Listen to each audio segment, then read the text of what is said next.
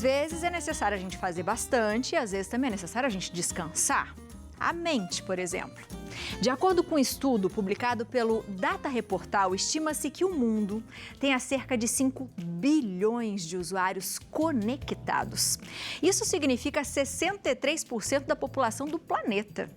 Ainda de acordo com os dados compilados pelo relatório, o Brasil é um dos países onde as pessoas passam mais tempo na internet. Com tanta paisagem linda, né, minha gente? Quase 11 horas por dia, ficando atrás apenas da África do Sul e das Filipinas.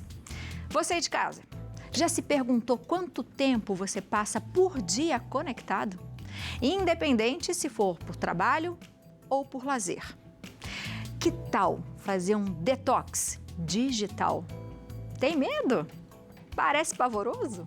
Quem nos explica o que é e como é fazer uma desintoxicação virtual é a psicóloga Ediane Ribeiro. Seja muito bem-vinda à nossa casa. Prazer tê-la com a gente, viu? Eu que agradeço. Prazer estar aqui com vocês. Eu falei que a gente está combinadíssite hoje. Exatamente. Sintonia. Eu disse que eu chego convidada e estou vestida como a dona da festa. Eu acho isso ótimo. Eu adoro. São ótimas. Não é? Conte pra gente, né? Quando a gente começa a falar desse detox digital e tal, assim, será? Aí a gente começa a fazer essas perguntas e você fala, opa, a sociedade está doente digitalmente?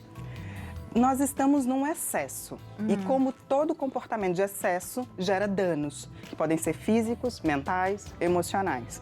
Então, quando a gente vai para o excesso, a gente cruza uma linha do saudável em qualquer comportamento. E no digital, estamos no excesso, já quase que cruzando uma linha para o vício, para a compulsão em alguns casos. Então, isso começa a ser preocupante porque a gente começa a acumular danos. E muita gente vai falar assim pra gente, vai dar aquela desculpa, por exemplo, né? Mas eu trabalho com isso. Como é que eu não vou responder o meu chefe? Como é que eu não vou, né? Por exemplo, aqui na TV, como eu não vou responder um convidado se ele só tem aquele horário? E aí, como é que a gente consegue equilibrar isso? Eu acho que os trabalhos, principalmente pós-pandemia, acho que já vínhamos antes da pandemia, num aumento da conectividade, do uso das redes, do uso do eletrônico como ferramenta. E com a pandemia isso acelerou com uma velocidade 10. Fazendo com que esses limites fossem um pouco perdidos entre o que é trabalho, que hora estou trabalhando, que hora não estou trabalhando.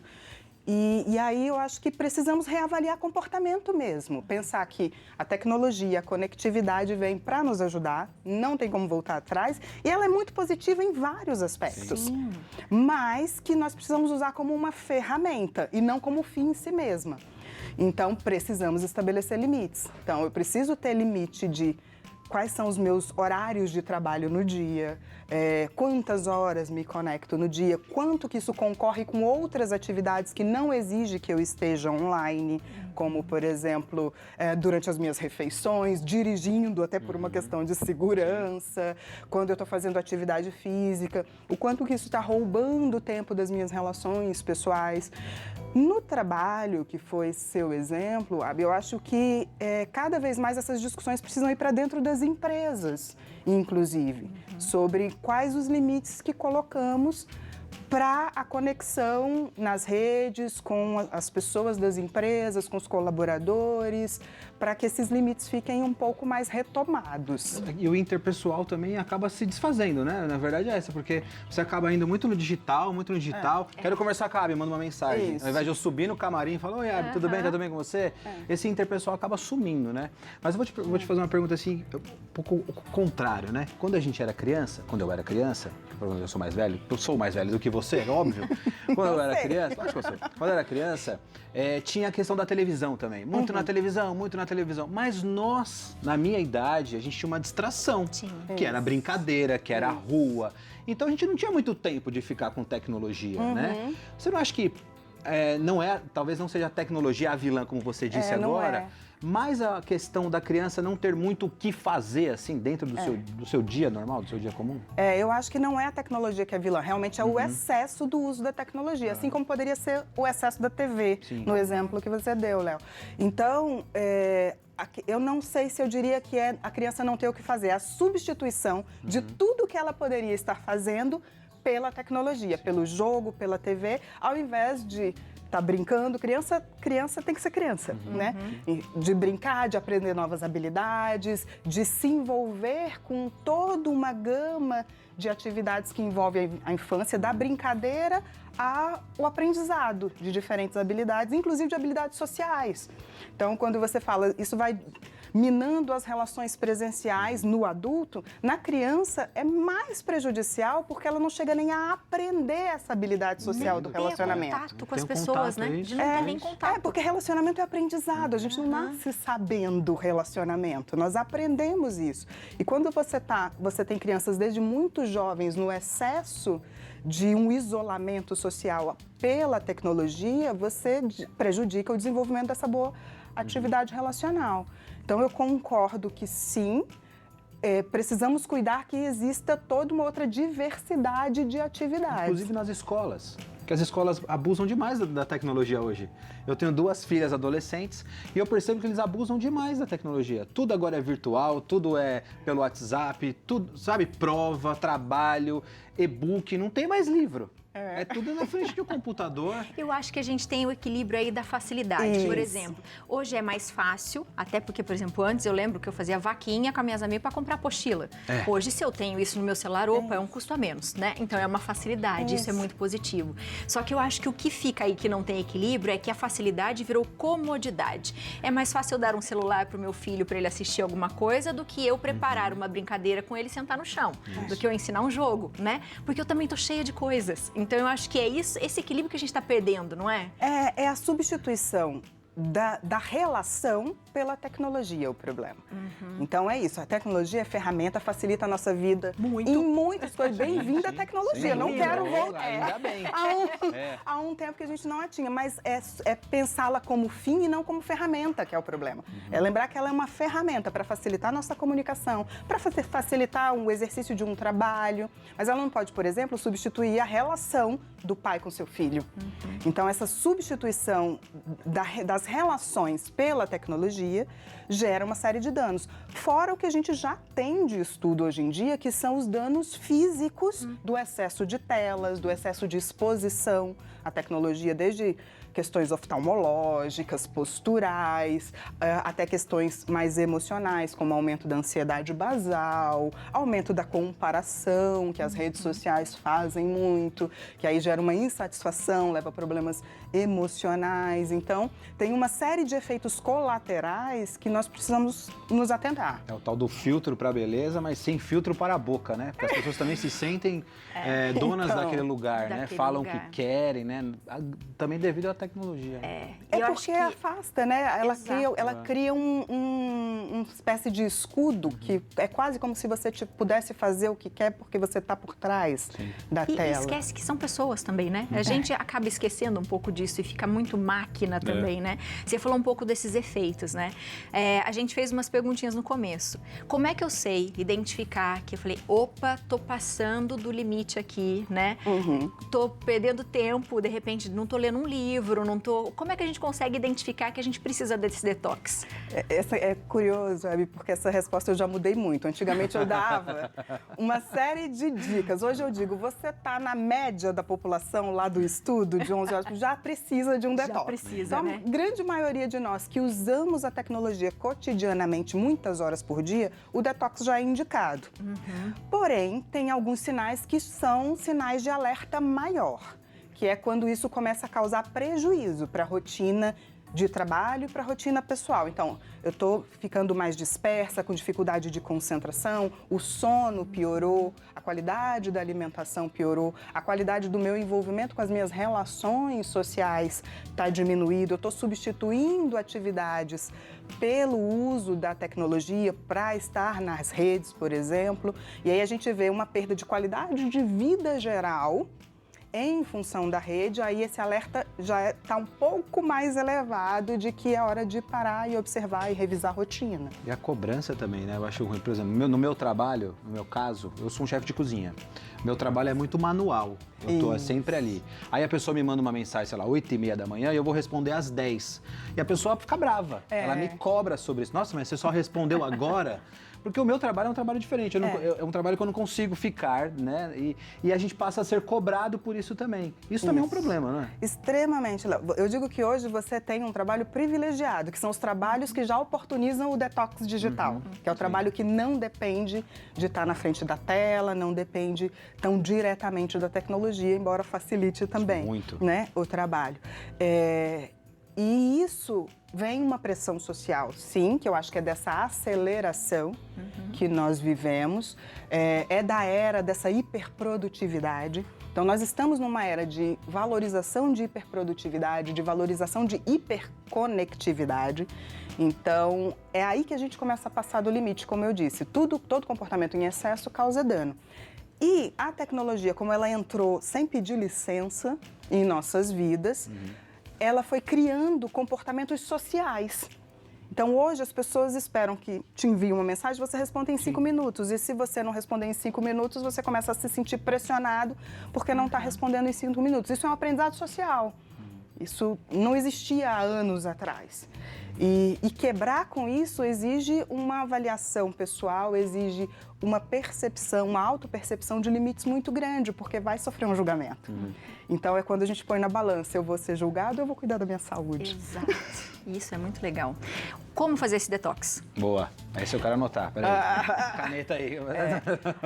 Para muitas pessoas, o uso da rede, muitos de nós, inclusive, o uso da rede já ocupa um grande lugar. Então, vai ser uma mudança de hábito o detox. Como toda mudança de hábito, exige calma, paciência, vai ter recaída. Então, é preciso um lugar de amorosidade consigo. Sim.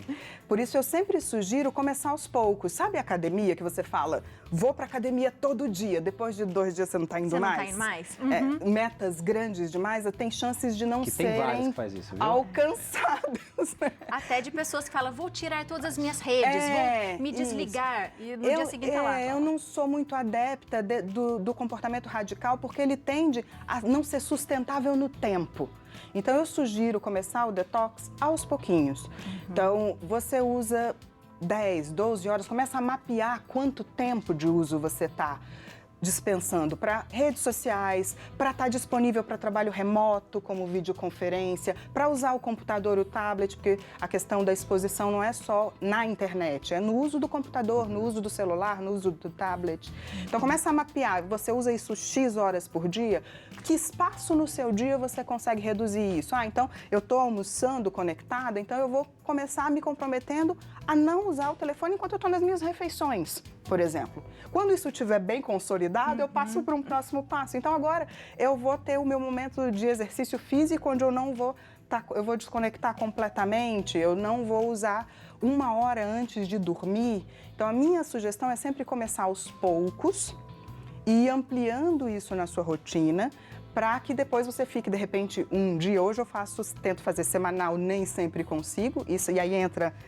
a autocompaixão de dizer, não consegui essa semana, mas na próxima vou de novo tentar, não desistir.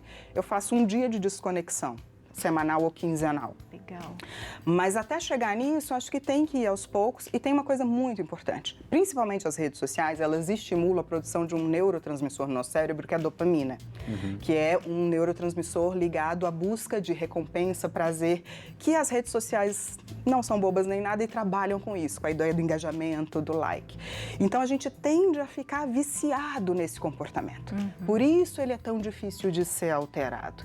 E para que funcione, então, eu preciso substituir algo que também seja prazeroso e recompensatório para mim.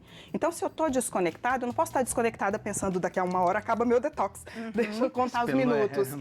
Eu preciso colocar nesse momento algo que o meu cérebro vai entender como prazeroso, para aos poucos ir colocando esse hábito de forma consolidada na minha vida e ir aumentando ele. Por isso que eu brinco um pouco, porque eu penso muito isso em casa em relação a livros. Eu sempre gostei de ler muito e hoje eu tenho do lado da minha cama acho que uns 7. Que eu só comecei e parei. E quando eu vejo, eu tô no telefone, né? E aí, quando eu tento fazer esse detox, eu falo assim, não, hoje eu vou me comprometer a ler tantas páginas desse livro. Porque desse tempo que eu tô lendo o livro, eu não tô fazendo outra coisa. E aí eu falo, olha como tá rendendo o dia, né? E eu acho que a gente vai ter essa recompensa que você falou. Você fala, opa, tô melhorando aqui, tô conseguindo fazer isso, né? A substituição, ela precisa ser prazerosa. né? Porque senão aquele comportamento ele vai ficando mais consolidado e mais difícil de ser quebrado, né? Então, toda mudança de hábito exige um esforço intencional, porque mudar hábito não é simples É um vício, para o né? cérebro. É um vício, é uma doença, então, é um problema. Então, precisa de um esforço. E para facilitar esse esforço, ajudar colocando, eu não vou estar conectada, mas eu gosto de dançar, de ler, de caminhar. O que eu gosto de fazer que vai estar nesse horário do detox para eu entender, para o cérebro, na verdade, começar a entender que ele pode ficar desconectado e não começar a dar ansiedade, o medo de estar perdendo alguma coisa que está acontecendo ali, para o corpo começar a voltar para níveis de ansiedade mais normais, e aí isso vai ficando mais natural com o tempo. Muito bom. Eu queria já te fazer um convite. Eu sei que você vem de longe, mas eu queria muito que você voltasse, porque você falou uma coisa muito legal que eu acho que a gente precisa falar isso, né? Pra gente entender, né? Eu vou agradar ou eu vou cuidar da minha saúde? E eu acho que isso é muito difícil, porque gera traumas, né? Eu brinco que às vezes a gente é criado, né, com aquela coisa de agradar, de estar sempre disposto. Só que com os dias de hoje, a gente tem tanta coisa para cumprir num dia. Tanta pessoa para agradar. Tanta coisa para fazer e querer agradar e querer estar bem. E tem horas que você não vai dar conta, né? E aí a gente às vezes diz não, mas diz não com culpa. Sim. E aí isso dói, né? Então eu queria que você ajudasse um pouco a gente para a gente conseguir entender até que ponto eu posso dizer um não educadamente, mas olha, eu preciso cuidar disso aqui, que senão eu não vou ser legal com você, eu não vou conseguir dar o que você espera, né? E eu acho que a gente precisa um pouco disso porque a gente fica meio doentinho. A gente traz um divã, fica de boa, faz um Santa Receita inteira, ia ser legal, ia ser legal. Esse é um tema que eu gosto muito de falar, porque eu acho que limites pessoais, dando uma legenda para tudo que você está falando. Anotado. Limites pessoais é um grande passo de autocuidado. E quando a gente pensa em limites, muitas vezes pensamos em dizer não porque estamos numa sociedade que quer de nós que agrademos. Somos muito ensinadas e ensinados para isso, ou para polaridades, ou eu agrado, ou eu sou hostil. E, na verdade, entre uma coisa e outra, existem muitas possibilidades, que me conecto com as minhas necessidades. Então, limites é sobre conexão com as próprias necessidades, e aí, a partir das minhas necessidades, faço escolhas. É um aprendizado quando a gente vem de uma cultura que diz você precisa atender, você precisa produzir, você precisa ser boazinha e gentil com todo mundo, que nos leva para a ansiedade por agradar. Então, limites é um tema que eu gosto muito, vou adorar estar com vocês. Limites pessoais, é a sua próxima. Muito obrigada, viu? Eu que agradeço. Seja bem-vinda à nossa casa. Você de casa, aproveita para segui-la na internet. Provavelmente ela vai ter muito conteúdo para te passar. @Ediane O. Ribeiro, isso mesmo, né? Tudo junto. Exatamente, tudo junto. Seja bem-vinda. Muito obrigada. Um ótimo final de semana para você, viu? Eu que agradeço. E que na próxima a nossa sincronicidade esteja igual, porque eu adorei. Foi ótimo, né? Maravilhoso. Muito bom fazer um detox de vez em quando na Pra internet aí. tudo nessa muito vida. bom. Pra tudo.